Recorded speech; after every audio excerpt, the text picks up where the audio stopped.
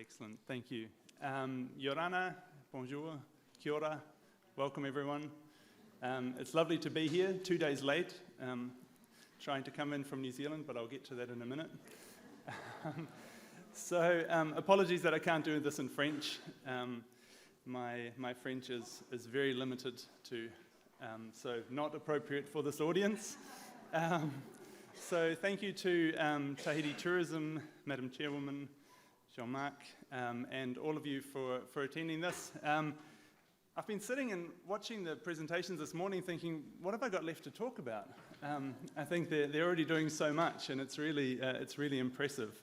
If I can take one step back, we met first when I was leading a GSTC course online, and some of the Tahiti Tourism staff, management staff, were part of the cohort. And I was very impressed by some of the insights they were giving, and now, when I'm teaching the next course, I'm actually going to ask them to present, so the students have become the teachers. So what I'm looking to do today is Ce que je cherche à faire aujourd'hui, c'est de parler du cadre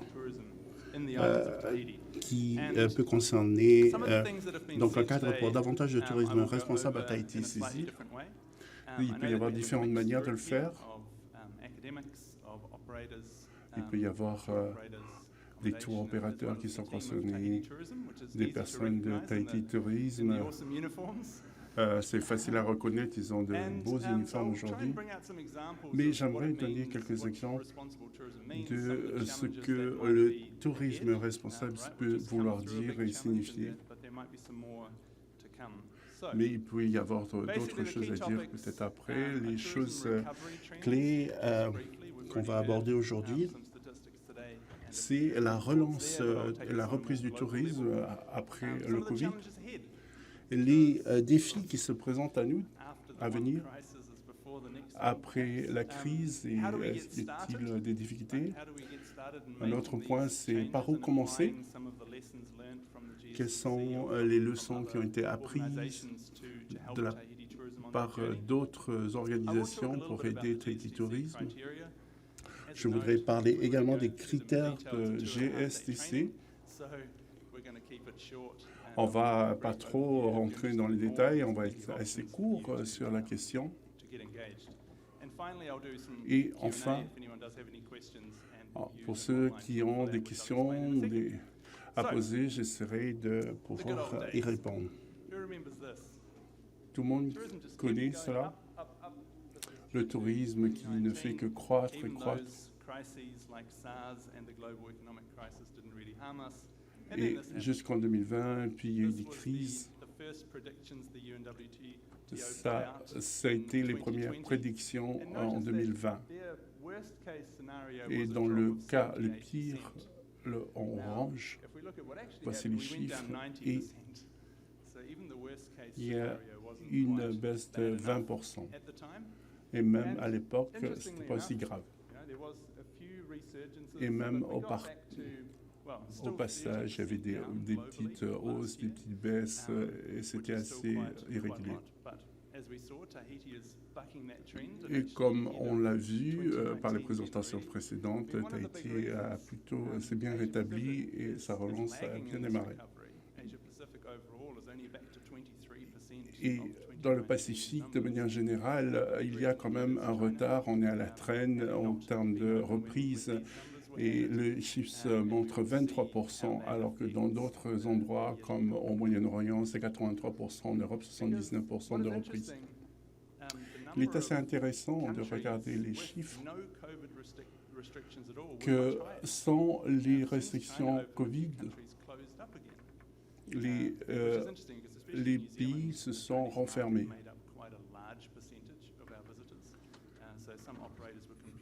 Et certains opérateurs ont eu du mal à...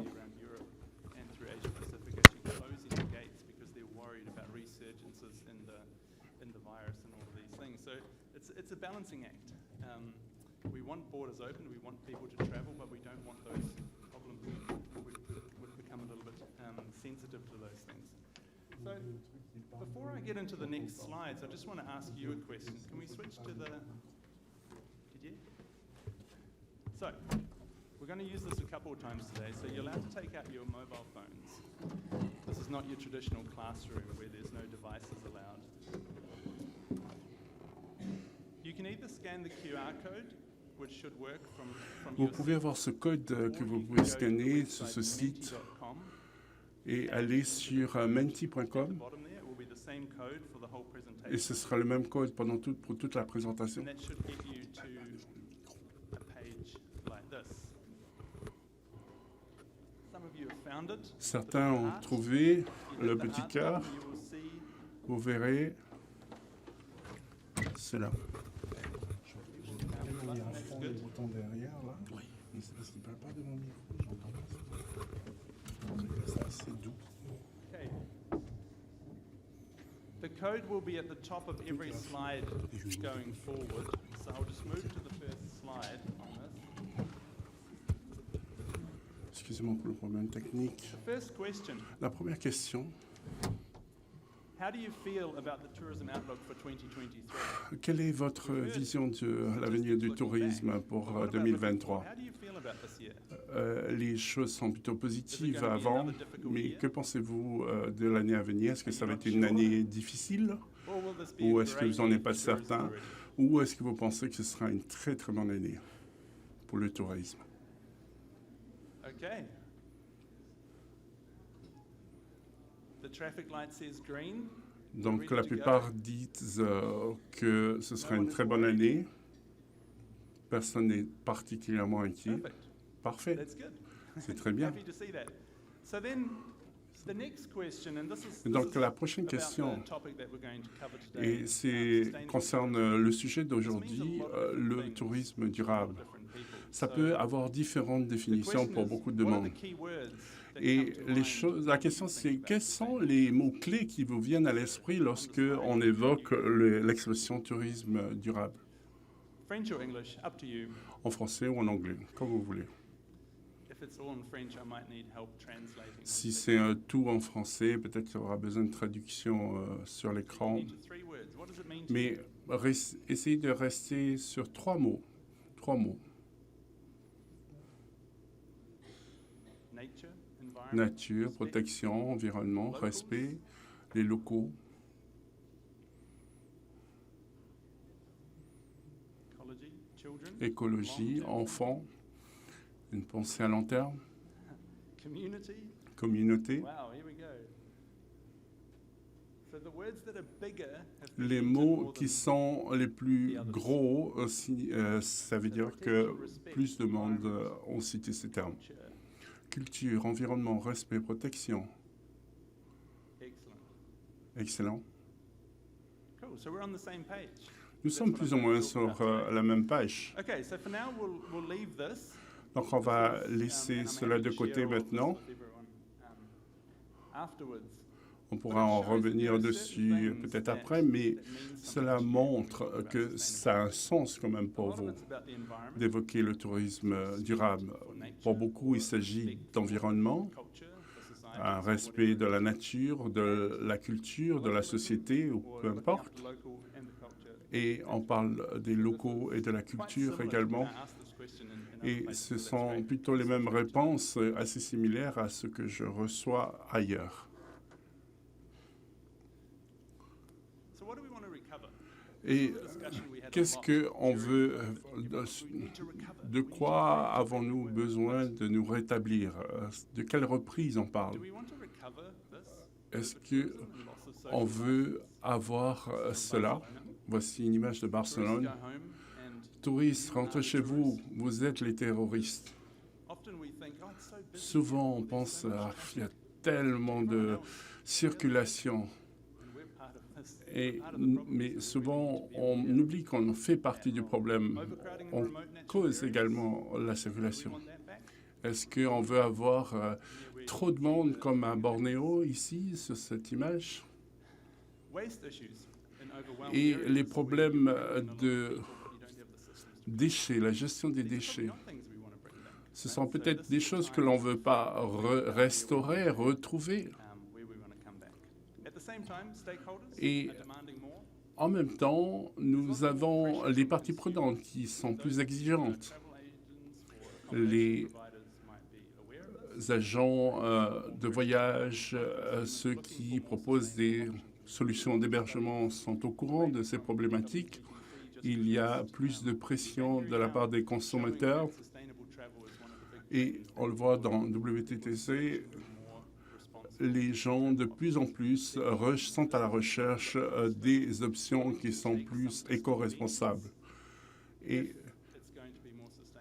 parfois, pour eux, il y a un côté où c'est pratique et en même temps d'autres qui privilégient le côté éco-responsable, une bouteille d'eau que l'on peut remplir facilement.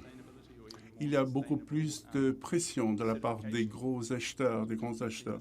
Certains recherchent plus de certification.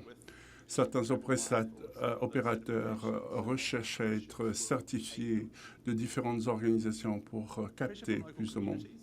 Nous avons également la pression des communautés locales. Il y avait beaucoup de choses qui se sont passées par le passé, d'avoir beaucoup plus de touristes et maintenant les gens voient que des fois c'est agréable de ne pas avoir autant de touristes que cela.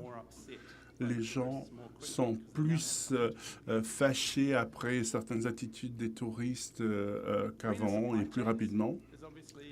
Nous avons aussi une recherche de chaînes d'approvisionnement qui sont plus vertes, avec des produits plus durables. Il y a donc de plus en plus d'opportunités pour le « et » au lieu de « ou ». Donc, il s'agit de quelque chose qui soit pratique, mais en même temps éco-responsable. Et en Nouvelle-Zélande, il y a eu l'implication de la Nouvelle-Zélande à plusieurs titres dans la rédaction de plans de gestion. Et en novembre 2021, et un peu au milieu de l'année, il y a eu des préoccupations qui ont été dites. Et on posait la question, qu'est-ce qui était bien avant le Covid? Qu'est-ce que vous aimiez vraiment beaucoup? Il y avait au niveau économique, social, culturel, environnemental. Et on posait également, pendant la période Covid, la même question et sur les risques et les défis aussi qui étaient présents et ce qu'ils pensaient par rapport à 2022. Et je pense qu'il y a une leçon importante à retenir qui est ici, c'est qu'ils sont moins enclins à retrouver ce qui était dans le passé que de passer à autre chose. Certains d'entre vous avaient peut-être déjà vu cette image. Si vous êtes des surfeurs ou faites du paddle, vous voyez certaines vagues, c'est simplement en vous levant que vous voyez la vague suivante. On vient de passer la première petite vague rose du Covid. Et ensuite, il y a la récession. La troisième vague verte, c'est le changement climatique. Et nous avons un peu de temps pour nous préparer encore, mais c'est urgent. Et enfin, une autre vague qui suit, des récessions. Ici, est-ce que vous connaissez le jour du dépassement? C'est en fait le jour dans l'année où on commence à utiliser les ressources naturelles de l'année suivante, où nous avons épuisé nos ressources actuelles de cette année. Est-ce que vous avez une idée de cette date? Est-ce que c'est en juin, juillet, août? C'est en juillet. Aujourd'hui, actuellement, ils ont calculé qu'on a dépassé, ce jour de dépassement, c'était le 27 juillet. Si tout le monde vivait en Polynésie française, quelle serait cette date pour la Polynésie? Est-ce que ce serait plus tôt ou plus tard? Le jour du dépassement, plus tard. Le 25 mai, en fait. Et si vous regardez la France, c'est le 5 mai. C'est intéressant, non? Parce que si vous regardez aux choses les plus durables, c'est la Jamaïque qui est un État insulaire qui est le 20 décembre. Comment est-ce qu'ils arrivent à faire ça? Le changement climatique aura un impact sur le tourisme et va être créatrice de risques. La destination, les tours opérateurs, les hébergements, Si on regarde aux choses qui sont parlantes ici, c'est bien entendu la montée du niveau de la mer, des océans. Et ce que j'ai vu vendredi, avec des changements des météorologiques, et comme c'était le cas à Auckland, à l'aéroport. Et nous avons des modèles qui sont bâtis sur le passé, pas forcément sur l'avenir. Une adaptation. Il y a également l'acidification des océans, des eaux, et l'augmentation des températures. Et bien sûr, cela conduit à davantage de feux de forêt et peut également impacter la biodiversité. Au niveau opérationnel, vous pouvez également avoir une disponibilité des eaux qui se réduit. J'ai vécu 3 ans à Bali et il manque d'eau. Et certaines cultures de riz, des rizières ne sont plus possibles parce qu'ils n'ont plus suffisamment d'eau. Et donc l'eau fournie aux hôtels parfois sont problématiques. Et il y a des problématiques au niveau opérationnel au jour le jour, des événements météorologiques extrêmes, une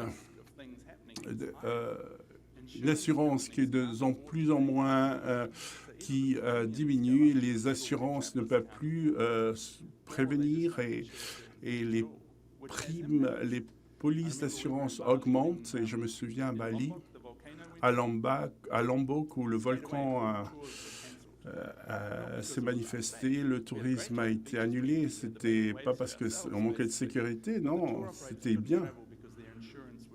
C'est que la raison en était que les tours opérateurs ne pouvaient pas envoyer de visiteurs là-bas à cause des assurances qui ne couvraient plus les déplacements là-bas.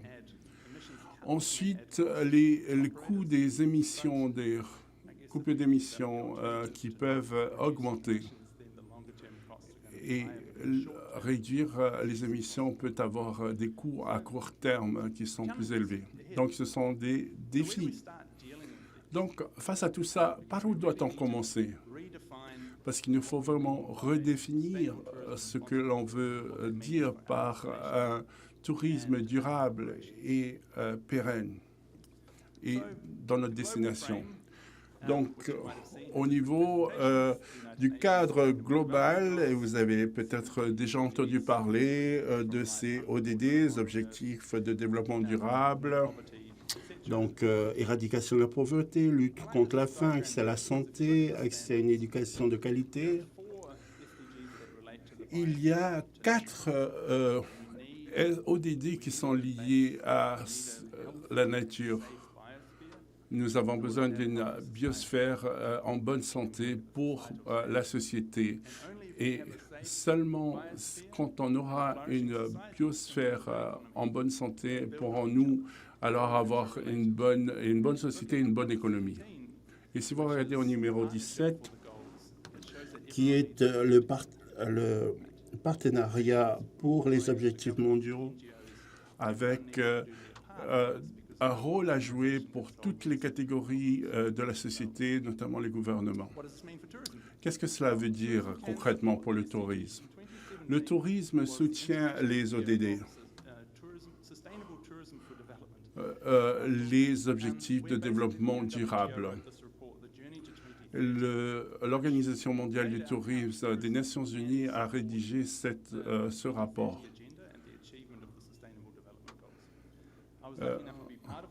J'ai pu participer à la rédaction de ce rapport et des débats qui ont eu lieu par rapport au tourisme de l'avenir. Et on voit des ODD de 3 ans qui vont avoir un impact sur tous les 17, en fait, ODD. Et cela est plus pertinent pour la plupart pour les acteurs gouvernementaux et qui eux-mêmes doivent émettre des rapports en retour, des comptes rendus aux Nations Unies, mais ça peut être également important pour le secteur. Mais malgré tout, les indicateurs sont plus ou moins vagues sur ces ODD. C'est un bon livre de chevet à lire, ces ODD, mais des fois, ce n'est pas très facile à mettre en place. Et c'est pour ça que la GSTC a pris ces ODD et les a un peu déclinés en plusieurs possibilités pratiques. Donc, le HSTC est une organisation non gouvernementale qui est leader dans le domaine pour essayer de gérer les standards du tourisme durable et de voyage. Et elle se joint à d'autres parties prenantes pour réfléchir à quels sont les standards minimums, les normes minimums pour atteindre la qualification de destination de tourisme durable. La GSTC ne s'occupe pas de qualifier, certifier votre hôtel, votre restaurant, votre destination, mais elle est en haut qui regarde les critères pour le tourisme durable et vérifie que ces critères sont bien respectés par les autres institutions, les hôtels, les prestataires de tourisme. Donc, elle vérifie, ce n'est pas vraiment un audit qu'elles effectuent, mais elle vérifie que les normes sont respectées. En parlant de certification, certaines d'entre elles sont fausses. Est-ce que vous pouvez me dire lesquelles?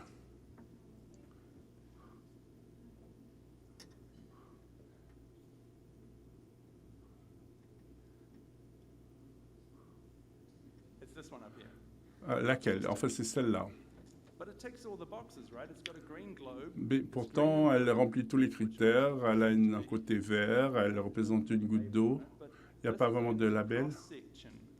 Mais ici, voilà toutes les certifications qui sont disponibles. Et des fois, ça peut prêter à confusion quand on veut acheter des produits environnementaux, durables. Et c'est là où le GSTC intervient, essayer de clarifier les choses. Parce que certains peuvent prendre ce logo et créer un site Internet et dire que c'est le meilleur système éco-durable du monde et pouvoir proposer une éco-certification. Et pourtant, ce n'est pas le cas. Donc, vous êtes toujours là? Bien. Les critères du GSTC sont des standards, des normes de ligne de départ pour commencer. Donc, ils fournissent en fait un cadre, mais ils ne donnent pas la solution. Ils ne vous disent pas exactement comment faire les choses. Ils vous parlent juste des catégories importantes à couvrir. Et on va parler justement de ces catégories dans quelques minutes. Et cette organisation se concentre pas tellement sur ce qui doit être fait, mais sur comment et les mesures qui sont menées. En anglais et dans d'autres également langues, ces critères existent. Donc, vous pouvez avoir accès à tous ces critères sans problème. C'est gratuit, à moins de vouloir avoir obtenu une certification qui peut être payante. Vous avez des critères de destination, en termes de destination, au niveau de la destination, qu'est-ce qui est fait. Et il y a d'autres critères qui sont plus des critères industriels, notamment pour les hôtels et les tours opérateurs. Qu'est-ce que cela signifie pour votre société? Une question m'a été posée à la pause. Comment est-ce que cela s'applique pour les compagnies aériennes? C'était une bonne question, mais ça n'existe pas vraiment pour les compagnies aériennes, mais il y a dans les critères industriels des choses qui peuvent s'appliquer aux compagnies aériennes. Ils peuvent comparer, regarder tel ou tel critère, qu'est-ce qui est fait à leur niveau. Et bien sûr, ce n'est pas une compagnie de bus, ce n'est pas une compagnie de transport comme une voiture, mais il y a des choses, des questions qui peuvent rester similaires. Même si les critères ont été rédigés en particulier pour les hôtels ou les tours opérateurs, mais peu importe votre type de société, vous avez les questions qui sont plus ou moins les mêmes, qui peuvent être posées au niveau de votre entreprise. Entrons un peu plus dans les détails. La différence entre les critères industriels et les critères de destination, c'est le point de vue. Vous avez B1, le soutien aux communautés. Donc, l'organisation soutient activement des initiatives en faveur de l'infrastructure locale et du développement social de la communauté. Ces initiatives concernent notamment l'éducation, la formation, la santé, l'assainissement, ainsi que des projets qui traitent des effets du changement climatique. Que vous soyez un hôtel, un tour opérateur, une compagnie aérienne, est-ce que vous soutenez ces initiatives? Si c'est le cas, parfait, écrivez-le. Vous soutenez telle ou telle initiative? Peut-être que vous faites des donations aux organisations locales ou peut-être vous, en tant que restaurant, vous apportez de la nourriture que vous ne pouvez pas plus vendre à votre clientèle, mais vous les donnez ou peut-être ce sont des étudiants que vous envoyez dans vos hôtels pour former. Donc, il y a plusieurs manières de réaliser ce soutien, d'apporter ce soutien aux communautés. Et si vous ne le faites pas, alors ça peut être déjà un point de départ pour vous améliorer dans votre entreprise. Au niveau destination, donc sur ce même point, et l'ordre peut différer, là ici c'est B4, le soutien toujours aux communautés. La destination possède un système qui permet et encourage les entreprises, les visiteurs et les populations à contribuer aux initiatives communautaires durables de manière responsable. Donc la destination est un peu quelque chose qui est un peu plus haute. On encourage les tours opérateurs, les solutions d'hébergement, non seulement à y participer, mais on essaie de voir comment est-ce que les visiteurs eux-mêmes qui viennent nous rendre visite peuvent contribuer. Et encore une fois, la manière de décliner ces actions dépendra de vous, mais l'idée globale reste la même. Donc, au niveau de l'aide aux communautés, c'est-à-dire aux résidents locaux, comment s'engager à les soutenir. Vous pouvez passer en revue comme une checklist tout ce qui est fait, qu'est-ce que l'on fait et qu'est-ce que l'on ne fait pas et qu'est-ce qu'on voudrait faire. Une chose importante, on ne s'attend pas à ce que vous faites tout pour commencer. Choisissez juste un ou deux points et qui pourraient vous convenir et montrer votre contribution et donner des priorités et ensuite continuer. Il s'agit toujours d'accroître l'impact positif de votre organisation et de réduire les effets négatifs. Nous allons voir au niveau, dans quelques minutes, qu'il y a d'autres aspects dont on voudrait éviter absolument. Les choses pratiques, on a parlé des ODD et des fois qui n'étaient pas très pratiques.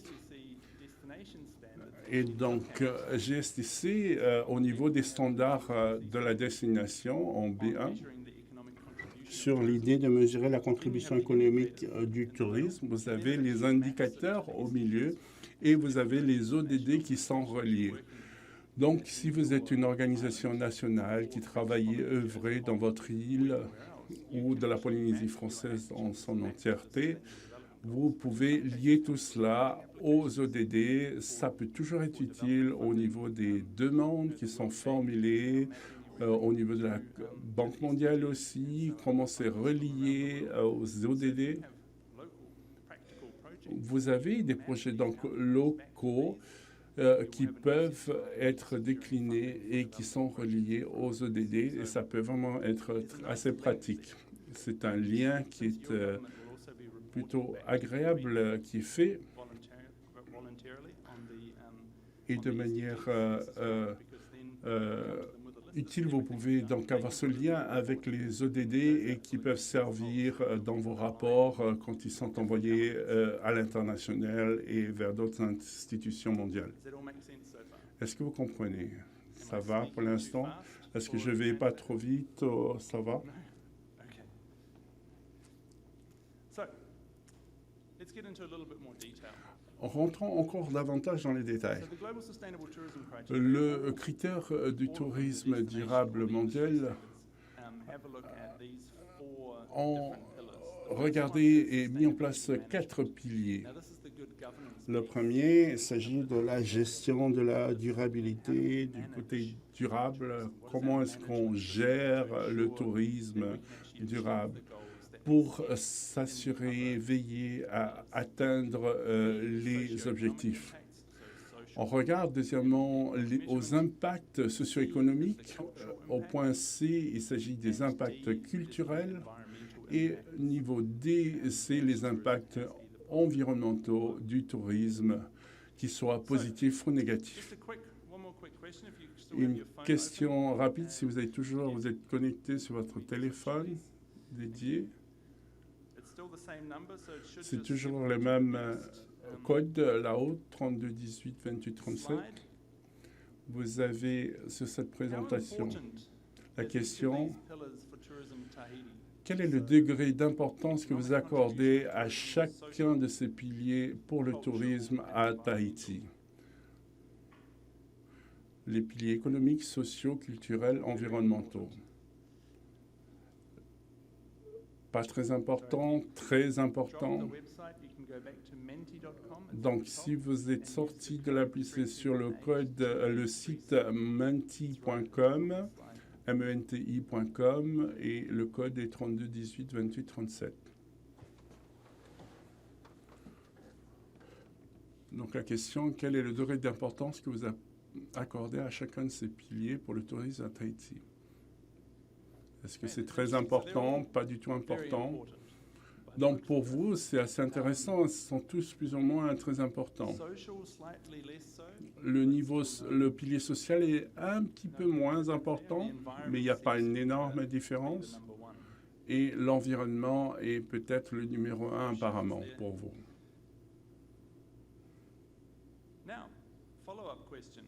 Une question qui en découle maintenant.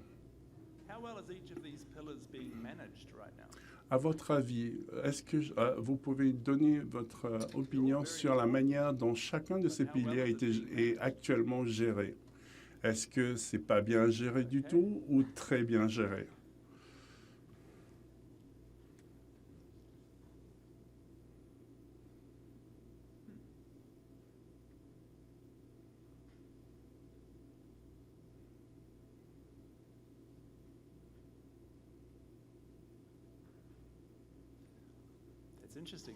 Intéressant, non? Ce n'est évidemment pas la représentation de toute la société, mais il y a au moins 17 personnes qui sont connectées ici dans la salle. Ça veut simplement dire qu'il y a encore du travail à faire. Et donc, Tahiti et ses îles doivent travailler encore plus main dans la main, plus près ou plus proche de la population pour ces activités. L'environnement était le plus important, mais apparemment c'est le moins bien géré, un des moins bien gérés. Je vais revenir à la prochaine diapositive. C'est à la séance questions-réponses. Si vous avez des questions, écrivez vos questions sur là. Si vous voyez la question de quelqu'un d'autre qui vous intéresse aussi, qui est la même, essayez de voter pour cette question également pour qu'elle devienne prioritaire et je pourrai répondre à ces questions, en tout cas tenter d'y répondre après. Donc, n'hésitez pas à écrire vos questions sur ce site. Je reviens au PowerPoint. Merci Didier. Donc, on va regarder chacun de ces piliers avec un peu plus de détails. Juste pour confirmer, est-ce qu'on finit toujours à 11h30, même si on a commencé un peu plus tard? Je n'aimerais pas être la personne qui entrave votre déjeuner. Ce n'est pas très agréable souvent. Donc, revenons donc à la section numéro A. we set the good governance and set up. Donc la gestion durable Now, et les structures, le gouvernement, vous n'avez pas besoin de passer en revue tout ça. the industry criteria you're looking at Mais au niveau des critères industriels, il s'agit de savoir est-ce que vous avez un système de gestion qui permet la durabilité. Est-ce que vous avez la conformité juridique, rapport et communication, engagement du personnel, expérience client, bâtiment infrastructure, droit foncier d'eau et de propriété, information et interprétation. Est-ce que vous avez un engagement vis-à-vis du lieu de la destination? La destination devrait s'engager vis-à-vis des industries et vice-versa. Mais c'est encore une fois une checklist et il y a encore plus de détails après. Mais au niveau des critères de destination qui sont assez identiques, mais en 3 catégories, le cadre et la structure de gestion. Est-ce qu'il y a une stratégie, une responsabilité dans la gestion de la destination? Est-ce qu'il y a une stratégie à plan d'action? Et comment faites-vous le suivi et les rapports? Deuxième point, l'implication des parties prenantes, l'implication des entreprises et standards de durabilité, l'implication des résidents, le feedback des visiteurs, la promotion, l'information. Et troisième point, la gestion de la pression du changement. Donc, gérer le nombre de visiteurs, des activités, les réglementations sur l'aménagement, le contrôle du développement. Et il y a certains endroits dans le monde où ils essaient d'augmenter le nombre de chambres possibles au lieu d'améliorer l'équité. Et bien sûr, ce qu'on a appris au travers des années passées, l'adaptation au changement climatique est un grand point. Le plus important, c'est d'avoir une approche systémique. Vous voulez avoir des objectifs qui sont clairs et qui donnent le temps et qui sont réalisables. Vous devez évidemment penser à la définition, faire des choses qui puissent permettre de vous améliorer dans le domaine et vérifier vos actions, ce que vous avez fait et agir de manière à ajuster vos initiatives selon ce qui est nécessaire d'ajuster. On essaye de faire, ensuite on vérifie et souvent on essaie toujours de faire plus, mais sans prendre du recul et de voir comment est-ce qu'on peut faire les choses différemment. Quelques exemples donc, de SPTO, par exemple, sur le cadre qui se concentre sur plus ou moins les mêmes piliers. C'est basé sur les ODD, les critères, mais j'aime bien cette citation. Le cadre de la politique du tourisme durable dans le Pacifique met en place la vision, les politiques, les actions qui sont nécessaires pour transformer le tourisme et faire en sorte qu'il devienne plus durable et apporte des bénéfices plus larges aux communautés du Pacifique. Donc, il ne s'agit pas simplement des entreprises, mais que ça puisse être bénéfique aux communautés, aux sociétés, aux peuples qui sont dans ces destinations. Donc ça, c'est un cadre plutôt global. Et puis, on en a parlé déjà 2 fois au moins aujourd'hui. Il y a des stratégies qui imposent certaines limites et peut-être sur le nombre de touristes acceptables et sur le cap que les entreprises veulent avoir. Et j'ai été intéressé par voir que vos marchés sont essentiellement au niveau de la France, des États-Unis du Nord et l'Amérique du Nord, et que vous voulez aussi amener les visiteurs à se propager un peu plus dans les autres îles et qu'il puisse y avoir un partage des bénéfices avec les communautés locales. Mais il faut être prudent. Il faut aussi penser, est-ce qu'ils sont prêts, ces autres îles, sont-elles prêtes à accueillir davantage de touristes? Et je pense que j'aime cette citation du président qui disait de fortifier le lien authentique et sincère entre ceux qui viennent de l'étranger, des Outre-mer, de l'étranger et ici, et ceux qui sont ici, qui consentent à les accueillir. Donc cette idée de consentement est importante. Vous êtes d'accord à l'idée de les avoir? Parce qu'avant, le tourisme était fait aux communautés, pas forcément avec les communautés, avec les peuples et pour les peuples.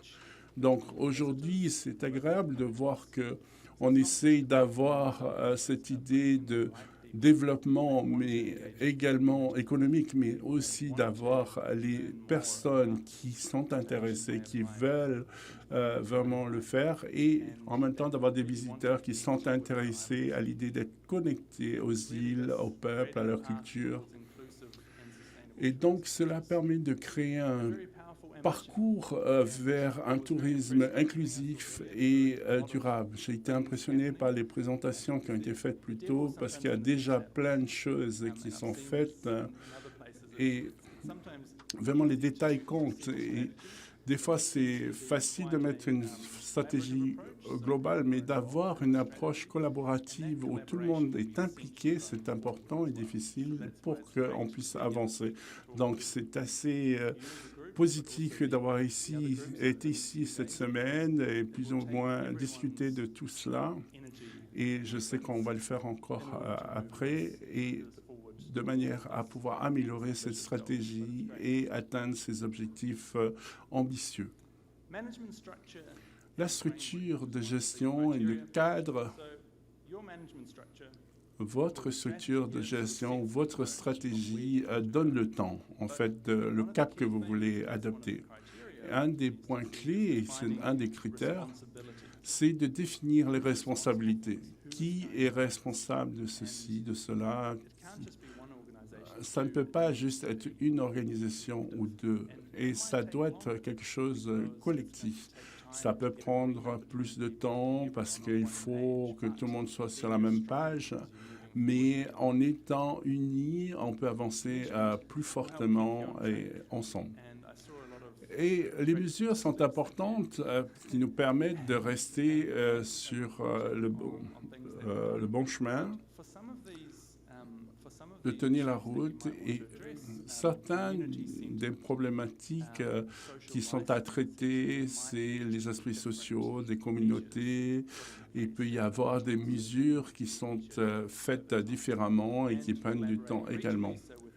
Et il faut aussi songer à la collaboration régionale avec d'autres pays, d'autres organisations du Pacifique et une collaboration internationale, GSDC, SPTO, parce que vous n'êtes pas les seuls à passer par ce processus.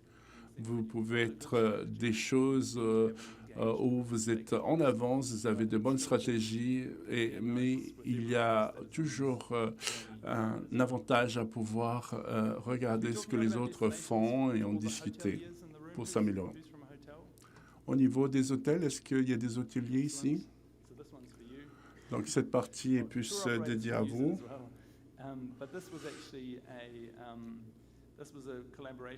C'était une coopération entre Greenview et JSTC. Et donc, c'est un outil qui est gratuit, qui est à la disposition des hôtels pour le tourisme durable, pour mettre en place une gestion durable pour votre entreprise. C'est écrit pour les hôtels et pour les autres, vous pouvez appliquer, les adapter à votre entreprise également. Vous devez aussi, ça fonctionne, ce qui est à noter, c'est que ça fonctionne comme un processus qui se décline en trois choses, trois ou quatre choses, donc planifier, faire, vérifier, agir. Et vous avez aussi la possibilité de donner des suggestions dans les domaines d'objectifs et enfin une vision holistique du tourisme durable. Donc, le message que je voudrais que vous gardiez en mémoire, c'est que il y a beaucoup de ressources qui sont disponibles, des outils déjà disponibles et qui sont gratuits et accessibles. Et ça ne demande pas autant que cela pour s'y mettre et commencer. Une fois que vous avez mis en place des normes, des standards pour votre entreprise ou votre destination, vous devez donc avoir un aspect éducatif, notamment aux visiteurs qui ont un rôle à jouer. On veut leur donner l'occasion de pouvoir aider. Parce que souvent les visiteurs ne veulent pas venir et laisser leurs déchets partir. Ils veulent souvent laisser la destination qu'ils visitent en meilleur état qu'au moment où ils sont venus. Donc, donnez-leur l'occasion d'aider. Les invités veulent contribuer et vous avez d'autres ressources pour les entreprises. Vous connaissez peut-être TAKI Promise.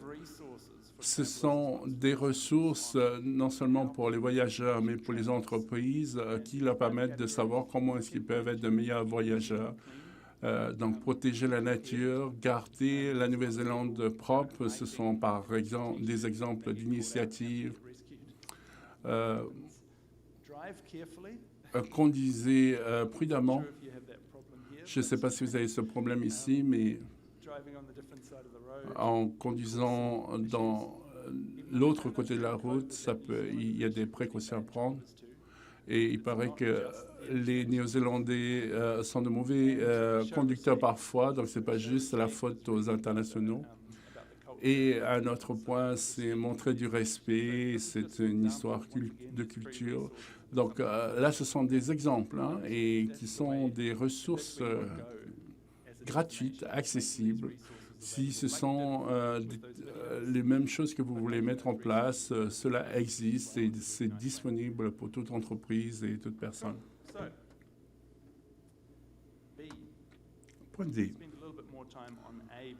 J'ai passé un peu plus de temps sur le point A, mais le point B, c'est les impacts socio-économiques. Donc, on a le soutien à la communauté, l'emploi local, les achats locaux. Est-ce que vous employez des locaux dans le personnel? Est-ce que vous faites des achats localement? Est-ce que vous utilisez des entrepreneurs locaux? Est-ce que vous avez des problèmes d'exploitation, d'harcèlement? Égalité des chances, travail décent, service à la communauté, moyens de subsistance au niveau local. Donc, il s'agit de savoir sur cette liste ce qui est fait et ce qu'on peut faire en plus. Nous avons aussi les critères de destination, l'assurer des bénéfices économiques locaux et mesurer la contribution économique du tourisme, emploi convenable, opportunités de carrière, soutien aux entrepreneurs locaux et du commerce équitable. Et le deuxième point, le bien-être social et les impacts, donc soutien aux communautés, prévention de l'exploitation, de la discrimination, et la sécurité, l'accès universel. Donc, mesurer les impacts. Vous avez donc votre stratégie, vous avez mis des actions et il faut comprendre que les nouveaux objectifs demandent à avoir de nouvelles façons de mesurer. Voici ici à droite le fardeau invisible du tourisme. C'est un bon ouvrage que je vous recommande. Et il y a des comparaisons avec des coûts sur le tourisme classique et qui ont été payés par les populations locales, non seulement en chiffres, en pécunier. Et ça va vous permettre de mesurer, de gérer les mesures qui sont faites et regarder les coûts cachés, les frais cachés. Vous pouvez, en ayant anticipé, en regardant en amont, ça pourra permettre d'éviter certains problèmes après. Par exemple, Queenstown, il y a peu de résidents qui viennent et payent pour les infrastructures, mais la gestion des eaux, des déchets atteignent des pics. Et il faut pouvoir payer les moments où des milliers et de milliers de gens viennent visiter cette ville en Nouvelle-Zélande. Et il y a une part de frais à payer par les locaux. Vous avez aussi les indicateurs communautaires qui sont vitaux, comme ici ce programme La planète heureuse, la planète du bonheur. Et c'est ce sentiment communautaire qui travaille pour l'Organisme mondial du tourisme. Et c'est un outil qui peut être utilisé au niveau des communautés et qui présente des indicateurs clés intéressants. Les achats durables, il y a encore une fois des ressources, des outils qui sont disponibles, gratuits et qui peuvent s'appliquer au final, s'adapter à tous les types d'entreprises. Donc, un plan d'achat, il faut prendre une décision. Les décisions que vous faites en termes d'achat ont une importance. Vous encouragez d'autres entreprises qui font les bonnes choses à croître et de ne pas acheter des produits d'entreprises qui ne font pas ce qu'il faut. Vous avez une politique d'achat durable en place. Vous avez, j'encourage les entreprises en Nouvelle-Zélande à le faire, par exemple. Ça a l'air d'être un grand truc, mais on écrit derrière, par exemple, sur un produit, on dit on préfère acheter local qu'un produit étranger. Et certains disent, est-ce que vous avez d'autres produits locaux? Et d'autres disent, ah oui, personne ne nous en demande, mais on peut s'en procurer. Et parfois, c'est assez facile à changer. Vous pouvez aussi auditer les chaînes d'approvisionnement, les objectifs qui doivent être mis en place. Vous pouvez parler aux fournisseurs qui existent déjà et à vos pairs.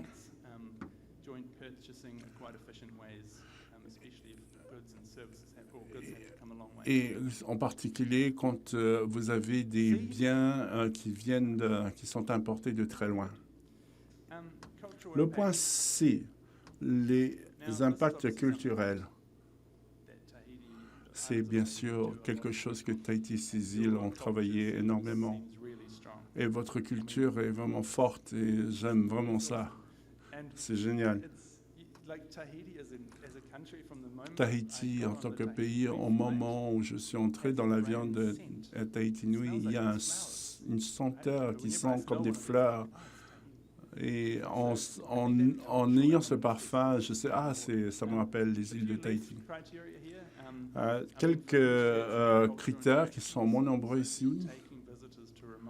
Si vous envoyez des visiteurs dans les îles éloignées, comment est-ce que avoir activé une traction, comment est-ce qu'on s'assure qu'on est respectué, on protège la culture, le patrimoine matériel ou immatériel. Et quand on emmène, par exemple, des grands bateaux de croisière dans des petits endroits, est-ce que vous interprétez aussi la culture de manière correcte? Est-ce que les histoires qui sont contées sont les bonnes ou est-ce que ce sont des inventions? Et les artefacts également, ce sont des questions à se poser. Au niveau des critères de destination, c'est la même chose. Vous avez la protection des ressources culturelles, des artefacts culturels, le patrimoine immatériel, l'accès traditionnel et la propriété intellectuelle. Il y a ici, je vous le montre, des guides vraiment intéressants qui sont faits. Et encore une fois, vous n'avez pas à réinventer la roue.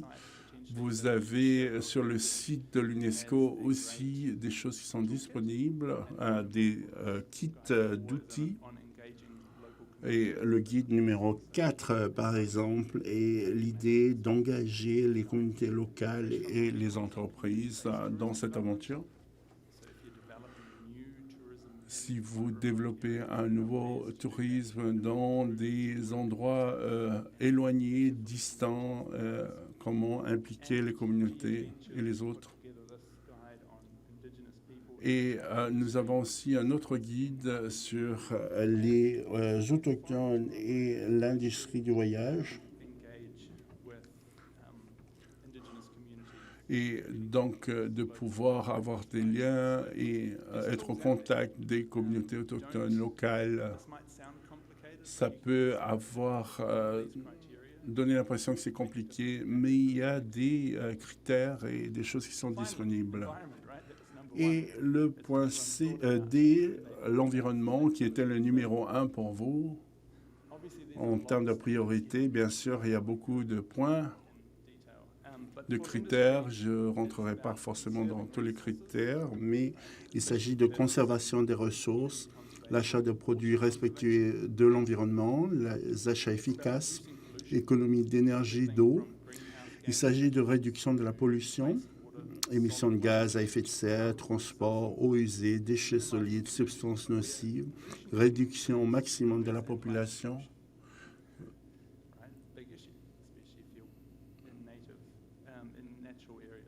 Si vous êtes dans la nature, il peut y avoir aussi des problèmes de pollution. Le troisième point des trois, c'est la préservation de la biodiversité des écosystèmes et des paysages. Donc, préserver la biodiversité, qu'il n'y ait pas de dommages qui se fait.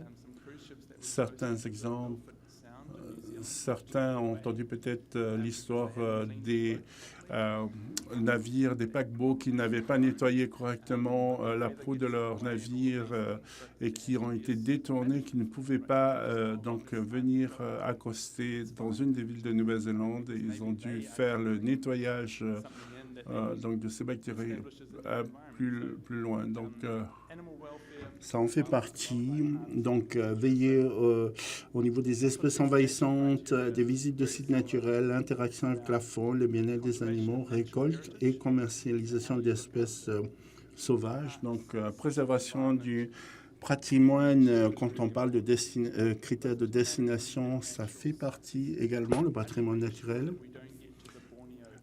La question, c'est de savoir comment s'assurer de ne pas atteindre le niveau de Bornéo, de ne pas dépasser nos capacités d'accueil sur les sites. C'est quelque chose d'assez difficile pour les tour opérateurs, les opérateurs. Et on est plus tendance à vouloir amener une personne supplémentaire et il peut y avoir besoin de mettre en place des limites journalières, mensuelles, en autre moment. Donc, gestion des visiteurs sur les sites naturels, l'interaction avec la vie sauvage, exploitation des espèces de bien-être animal. Deuxième point, gestion des ressources, des énergies, de l'eau, la qualité de l'eau, des déchets, des émissions. Et tout ça vous aide à mettre en place un cadre et un système en place. Quand on parle de déchets, ça n'a pas de sens que votre hôtel va faire un tri alors que après cela, on envoie, il n'y a pas d'autre issue pour envoyer tous ces déchets triés. Bien sûr, la mesure de vos émissions carbone est importante et d'essayer le plus possible d'atteindre le point zéro. C'est de réduire les émissions et qu'il y ait une possibilité de compenser aussi, ça peut être utile. C'est la meilleure alternative à avoir aucune émission. Ici, vous avez le champ d'application numéro 1, 2 et 3. Donc, il s'agit du protocole de gaz à effet de serre, GES ou GHG, avec les normes. Vous avez aussi accès à votre calculatrice.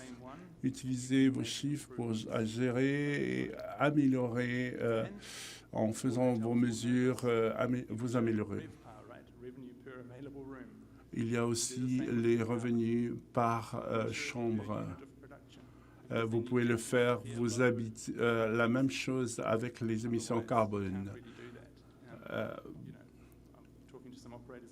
J'ai parlé à des opérateurs en Nouvelle-Zélande, leurs émissions de carbone qui vont augmenter, exploser à cause du tourisme qui est revenu. Oui, mais si vous le divisez par les unités, par les chambres, par exemple, ou par unité, cela va être peut-être moins que ce qu'on pensait.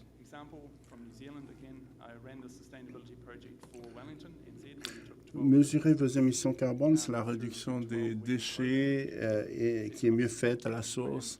Il y a des programmes en place de 12 semaines, par exemple, qui les aident à gérer leurs déchets au mieux.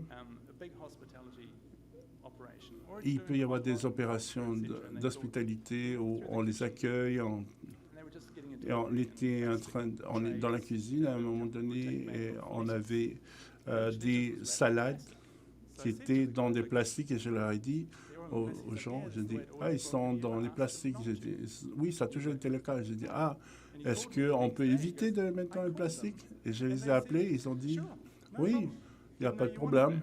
On ne pensait pas que vous ne vouliez pas les plastiques. Oui. Donc, ils viennent plus livrer, mais dans la salade dans des plastiques. Donc, des fois, la solution, c'est juste de passer un appel et de vérifier que c'est possible peut-être d'adopter une autre manière de faire. Il s'agit ici de connaître vos flux de déchets, d'avoir des données sur les flux de ces déchets, de combien vos invités produisent-ils.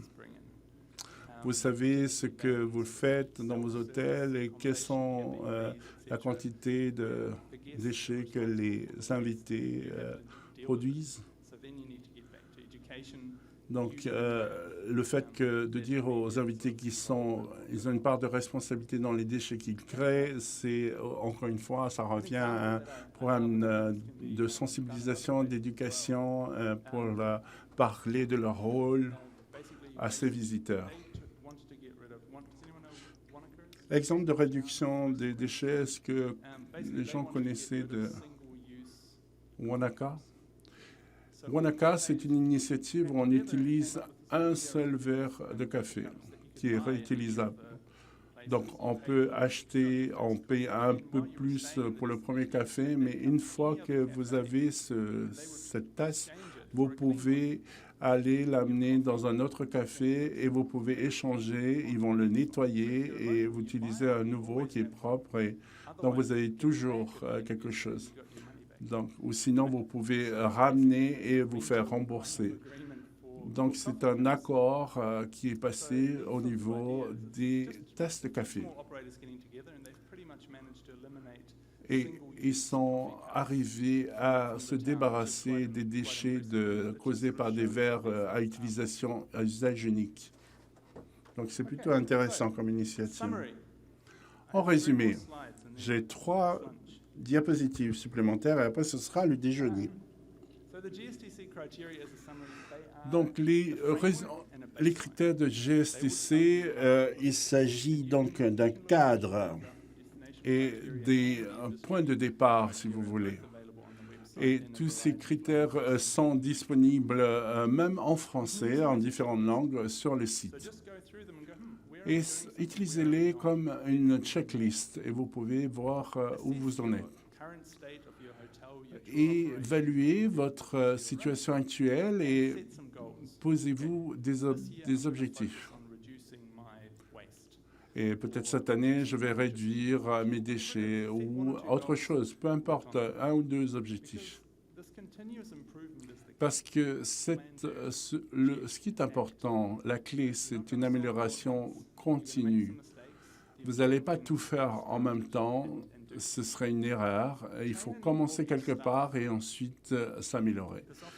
Et enfin, se former et impliquer, avoir la participation du personnel. Parce qu'ils travaillent de manière régulière avec les gens, ils sont en contact d'autres personnes. Et pour améliorer votre entreprise à ce niveau-là, il est important d'impliquer votre personnel. Et encore une fois, vous avez ces critères disponibles sur le site Internet. Avant de passer aux questions-réponses, est-ce qu'on a des questions? Oui. Wow. Okay. You know, we're going to have to take some of these at lunch. Certains, il faudrait que je réponde au déjeuner. Donc, ce qu'il faut retenir, c'est que vous n'avez pas besoin de réinventer la roue parce qu'il y a beaucoup d'outils, de ressources qui sont déjà disponibles et accessibles et gratuites. Au niveau des destinations et des opérateurs, ils ont un rôle clé à jouer et bien sûr avec les ONG, les gouvernements. Il faut vraiment travailler, essayer, viser une collaboration dans ce travail pour aller plus loin. Et vous avez aussi une stratégie qui doit être cohérente. Vous avez un plan, essayez de le mettre en place. Et après, vous pourrez mesurer votre impact et vos résultats. Et ensuite, poursuivez ce dialogue après le déjeuner, ailleurs. Vous ne faites pas tout ça tout seul. Tous avons à faire quelque chose, notre part. Et plus on travaillera ensemble, et plus ce travail sera facile. Enfin, joignez les actes à la parole. Il y a certaines personnes qui ont plus de discours, mais ne font pas vraiment ce qu'ils ont dit qu'ils feraient. Et j'ai cette image ici. Parfois, un petit pas nous aide à aller plus loin. Si votre objectif, c'est tout de suite d'avoir plus aucun déchet, 100% de déchets réduits, c'est peut-être un peu plus difficile. Et si on commençait par exemple plutôt par se débarrasser d'une bouteille en plastique ou une bouteille d'eau, et puis ensuite passer à une tasse de café qui ne soit pas jetable, etc., petit à petit, on pourra atteindre de plus grands objectifs.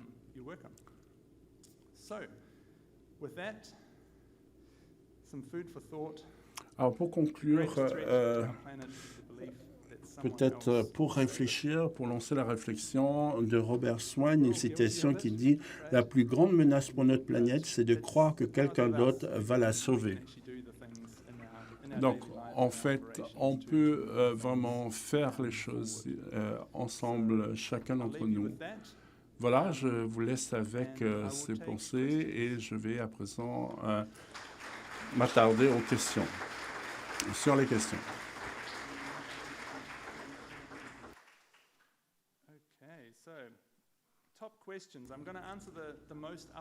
Je vais répondre rapidement aux questions qui ont eu le plus de votes.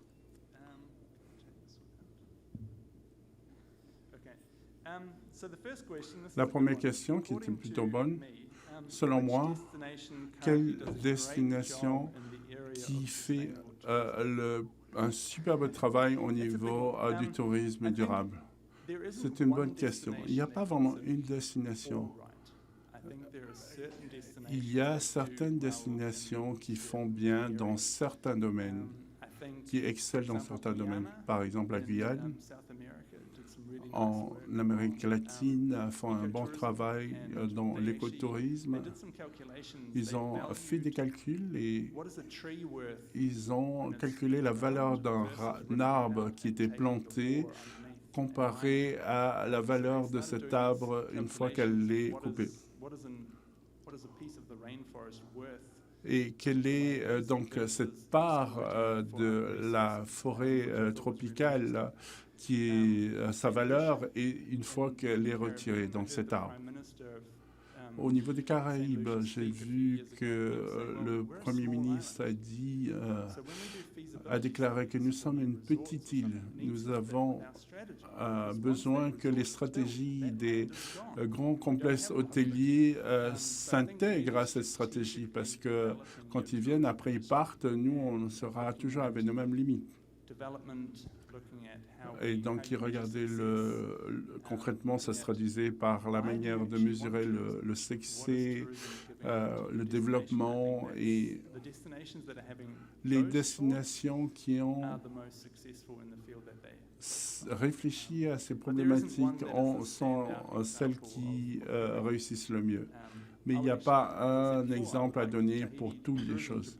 Peut-être le Tahiti Tourisme adopte une stratégie qui est plutôt élevée au niveau du tourisme durable déjà.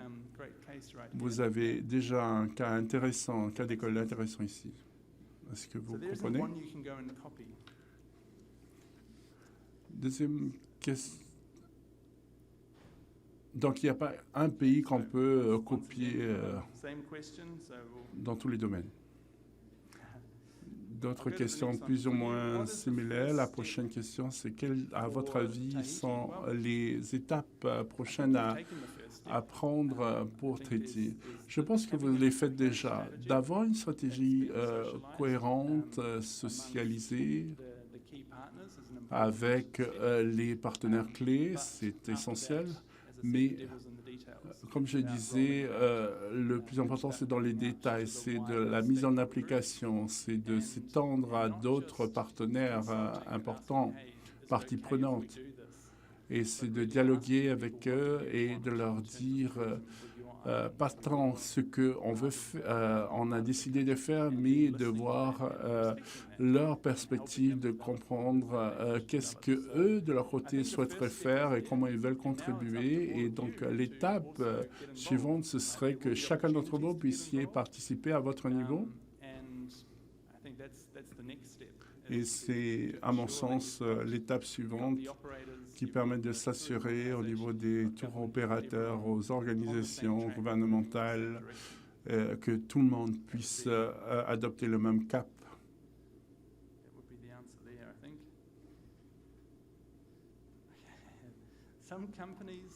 Certaines entreprises essayent d'utiliser, de récolter des bénéfices socio-économiques pour récolter en mettant en avant des côtés verts. Comment ne pas tomber dans le piège?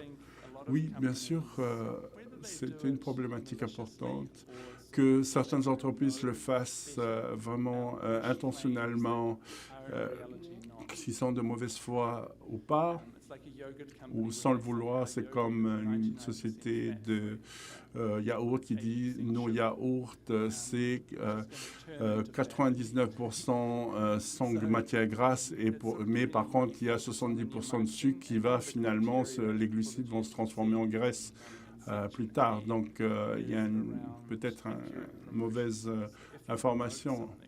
Donc, si l'idée, c'est que si vous promouvez quelque chose, il faut que ça soit basé sur les faits réels.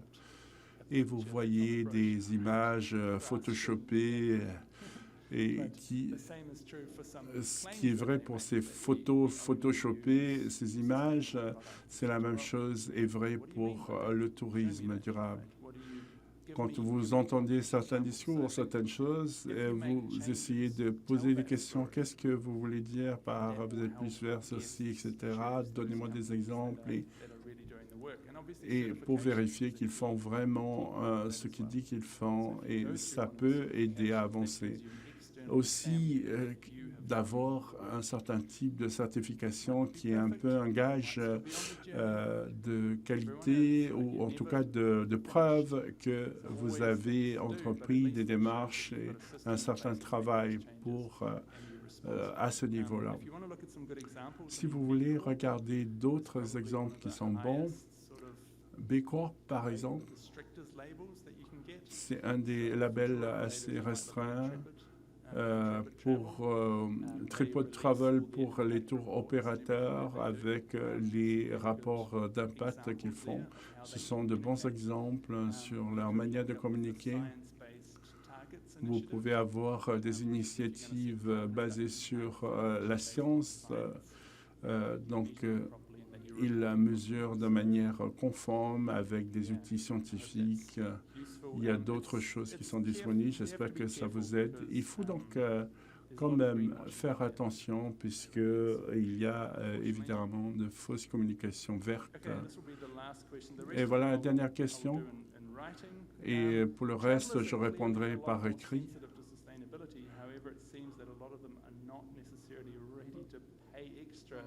Certains, les voyageurs veulent avoir un côté plus vert et voyager de manière plus éco-responsable, mais ils ne sont pas forcément prêts à payer un peu plus cher. Et comment concilier les deux? Augmenter des prix, essayer de compenser ces émissions carbone, ça peut être un inconvénient. Mais si vous avez une proposition qui est claire, qui explique où l'argent et comment l'argent est utilisé, et vous mettez en avant la valeur que cela apporte, je pense que plus tard, vous allez certes perdre 2 ou 3 clients, visiteurs au passage, mais pour le reste, ils seront fidélisés.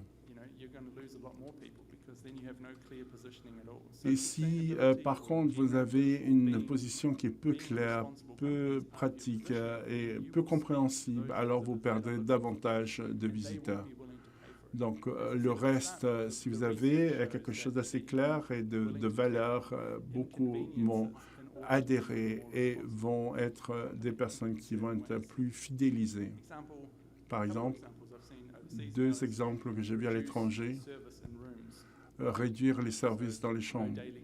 Et on ne nettoie pas la chambre tous les jours pour les séjours plus longs ou sinon pour le nettoyage de la chambre, si vous voulez, vous devez payer un supplément. Si vous êtes là pour 2 ou 3 jours, avoir le même drap sur le lit, ce n'est pas un problème. Ce que vous offrez et les gens voient, ils vont être disposés à payer un supplément. Vous aurez certes pas tout le monde, mais vous aurez une partie des personnes qui pourront accepter ce surcoût. Voilà, merci David. That was very inspiring, David. Thank you very C'était much. plutôt inspirant, David. Merci On arrive à la beaucoup. fin de la matinée. J'espère que vous avez We now have reached the end of ces échanges. this Cet morning. après-midi, je vous rappelle Hopefully, à you partir have de appreciated all the exchanges. 14 I think we will 13 resume starting at Vous 1 savez mieux que p.m. moi, c'est bien. You know the program Donc, better vous allez than I pouvoir do. rencontrer nos représentants So you'll be able to sur les marchés encounter our internationaux. representatives on the Donc, il faut international repasser markets par as l'entrée well. principale You will à travers have le to portail des go élèves. through Et il y a the... des salles de classe à l'arrière. Vous serez orientés par nos équipes.